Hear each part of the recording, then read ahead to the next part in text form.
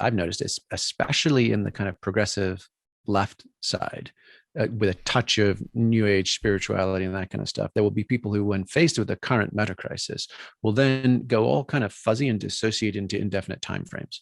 And they'll be like, oh, well, maybe this is the Kali Yuga, or maybe, like forests burn down to create new shoots. And you're like, yeah, they do. And it's going to suck for us, and basically, if it's outside my lifetime and the lifetime of my children, it's effectively academic. Like, it doesn't impact my short-term survival planning, which is what I need. But the opposite thing you were saying, which is kind of expanding our frame of past, present, future, ancestors and descendants, right? There's a lot of fascinating research that actually shows that we become more resilient when doing that. So like children who are aware of intergenerational family stories, they do better on test scores. They're less susceptible to depression and suicide. They are literally more resilient. It's almost like having a little short wheelbase Jeep going down the road with stiff suspension, bouncing along. It's just me, atomized, rational individual, and every success or failure or setback is mine and mine alone, and I feel it fully, versus the long stretch limo of my grandparents and my children and their children, and it smooths out the ride. And right, and we are literally more resourceful. And another just beautiful piece that from some of that research was that, and actually you're a part of a family and our family is the best, actually inoculated less well. It was a poorer buffer than we're a family, we've been at this for a while, we've had our shares of ups and downs, and we're still here. And so, right, that kind of just blended reality. And I haven't, this is not a fully baked thought, but I'd love to run it past you, which is, my sense is that, obviously back in indigenous times and even into traditional agrarian times with high fixity of place, most people never ventured further than 50 miles from their birthplace.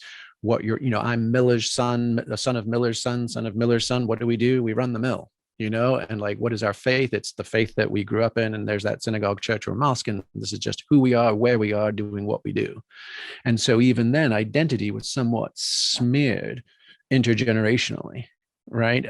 And deeply bound to place. And then we end up with hyper atomized, rational, individual consumer consciousness, especially into the 20th and 21st century.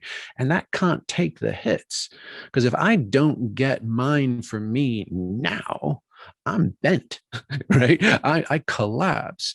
And actually, I end the book, funnily enough, with like, okay, most of the book is my best effort at fixing this. And then the end, which my editor did not want me to write, but I couldn't in good conscience not. I was like, hey guys, here's the deal.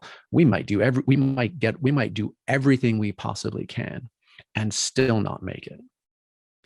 And back to the Stockdale paradox, the boys are going to be home for Christmas, right? We actually, if we really want to talk about what is an anti-fragile, a durable perspective on what's going on and what do we do now, it has to be able to survive crushing disappointment and setback. Otherwise, it's not a durable philosophy or way forward. And Jonathan Lear at the University of Chicago wrote a book called Radical Hope. And it was actually a study of late 19th century Plains Indians removal to reservations.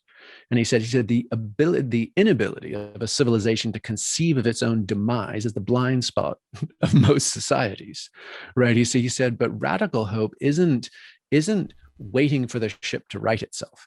It's not, oh, we're in a piece, we're in a rough seas, but then there's going to be palm trees, and white sand beaches. It's an abandoning of hope, of bargaining hope, but the maintenance, right, of a belief that at some indefinite point in the future, in a way we cannot conceive of from here, there is resolution, and it is worth us putting our back into it now, right? And to me, that one feels about right. And if you look at communities from the Roma to the Kurds to the Tibetans to the Ashkenazi, take any perpetually dispossessed peoples, right? They've always had that. It's the Moses to Canaan. It's 40 fucking years in the desert, friends. And I might not even get there. I mean, MLK said that on the night before he was shot.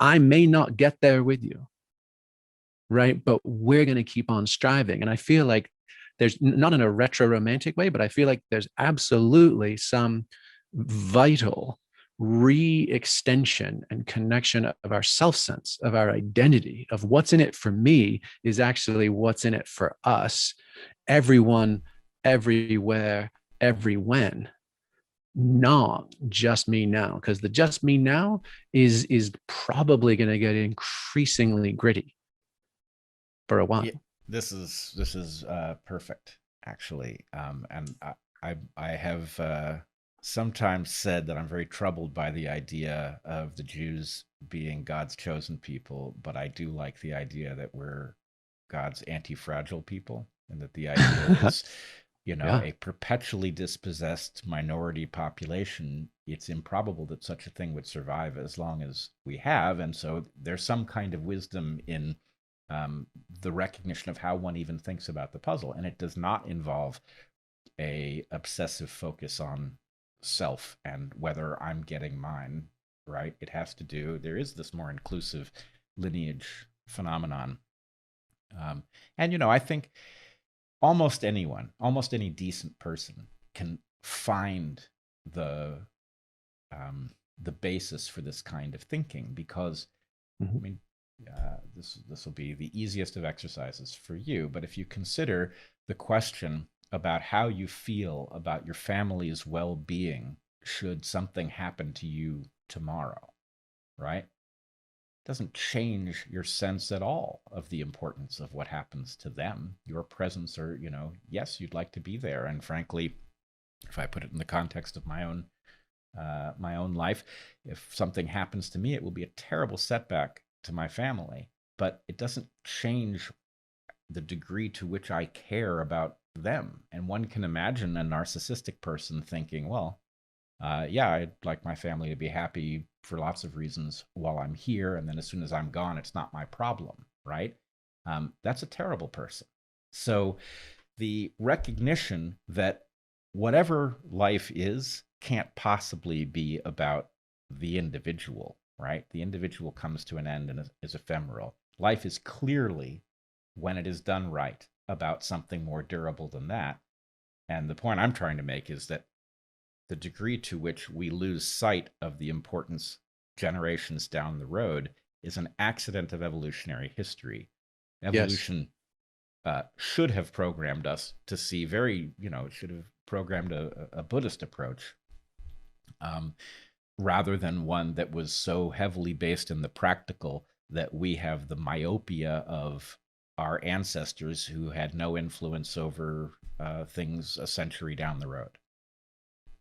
Yeah. I mean, yeah, we could have done the Bodhisattva commitment, everyone, everywhere, everyone. And instead, we all got our own personal Jesus. And Tim Wu, the Columbia law professor, net neutrality, that stuff. He wrote a fascinating book called The Attention Merchants, and it's all about the history of marketing, basically, and how I think four of the foundational, these seminal early 20th century marketers were all failed preachers, and you end up with this absolute porting over of like original sin kicked out of the garden. You've got chronic halitosis or acne or an embarrassingly dirty kitchen floor, whatever it would be. And here is your hockey stick redemption promise. If you and now redemption is via purchase and consumption, right? And the more we fragment and atomize and valorize and sort of steroidally boost your rational fragmented egoic identity as the source of all salvation and possibility, the more we've created like hyperkinetic little marbles pinballing around, but we haven't created coherence and cultural resilience and buffering, right? That is arguably a key piece of what we need going forward.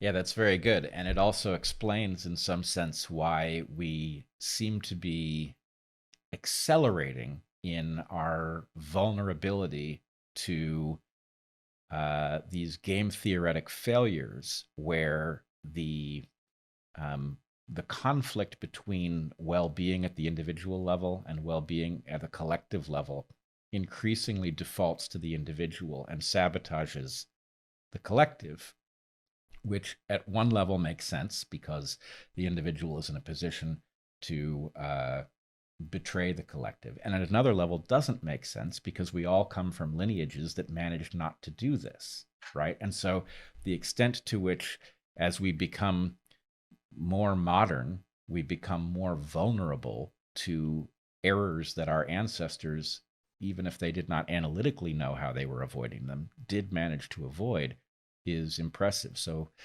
I take from your point about the increasing kinetics of the individual marbles driving the fate of the collective set of marbles. I think it's a point we should be paying very close attention to. Yeah, I mean, and that in some respects, that almost gets us into like the tragedy of the commons, right? Exactly. As well as game theoretics, right? Because the idea is, if I am Homo Machiavellius, if I am just that individual choice maker based on, basically instant gratification, seeking point, seeking pleasure and avoiding pain, I'm going to do shitty things all the time. And the notion of rooting in lineage, rooting in culture that has some pro-social buffers. There was a fascinating book I actually ended up coming across in grad school. It's called Enchantment and Exploitation, and it was a study, like this multi-century study of northern New Mexico mountain villages, right? So harsh, limited resources, right? How did people get along here? And it was a contrast between Mexican sheep herding societies and then the range wars, right? The basically Eastern capitalized ranchers coming in. And in the Hispanic communities, there were built in shame structures from excess accumulation, right? So if one guy decided I'm going to be the sheep baron, then his mother, his grandparents, his uncles, they would start razzing him like, "Hey, asshat, what you doing? Like you just drained the pond, or you just trampled the river, or you just overgrazed the pasture that like the rest of us were planning on using next week." And there were checks and balances and buffers against asymmetric resource accumulation and concentration. And then the range war dudes come in again, Eastern capital, let's go, 5,000 head of steers. Let's fence this, instead of usufruct land rights of like, which was the origins of the term Indian giver, was the idea that, Westerners would like sign on a piece of paper and then expect total and exclusive access to the land. And then most Indian treaties were like, no, we'll let you hunt here as well, and we won't kill you. Like that was what we thought the exchange was. No one can own land. What are you talking about, right? And right versus like barbed wire and shotguns to protect, and then seeing the ecological impacts when you have cultures that are broken from local buffering of resource allocation and distribution into just pure extraction, smash and grabs. So like, how do we do that in a postmodern way? Right, that says, hey, don't be an asshat. We all live here. Yeah, that's exactly it. And my favorite example of this is Salish prohibitions against fishing more salmon than you can use, right? But you'll Mhm. find it in every ancient culture that was local to resources that were prone to overexploitation. This is in large measure what Eleanor Ostrom uh, famously discovered about how basically we do avoid tragedies of the commons, races to the bottom, and Mhm. every other form of collective action problem. Of course, in the ancient traditions, it's all written in metaphorically, and it invokes metaphysical forces that are not real, but they stand in for real things. I have argued it's in the book that Heather and I will. It's going to emerge next fall.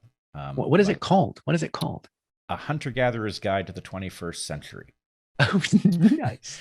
Yeah, but we have a chapter in there on what I call the fourth frontier, and we talk about the Maya and other temple building societies and whether these temples actually are a buffering structure of exactly the sort you're describing. That an Mm. obligation to, I don't know how much you know about Mayan temples, probably a lot, but uh, the Mayan temples are actually onion-like in the sense that it's not like somebody drew them out on a piece of paper and or whatever they would have drawn them on and then built the thing, but they actually grow, right? So that Mm. the temple starts out small and it keeps getting larger, and that effectively the investment in these temples and the roads, the sock bays that go between these little city states, that is an investment that did not turn into more Maya that needed to be fed, right? So, in other words, by modulating the investment in these physical structures, our argument is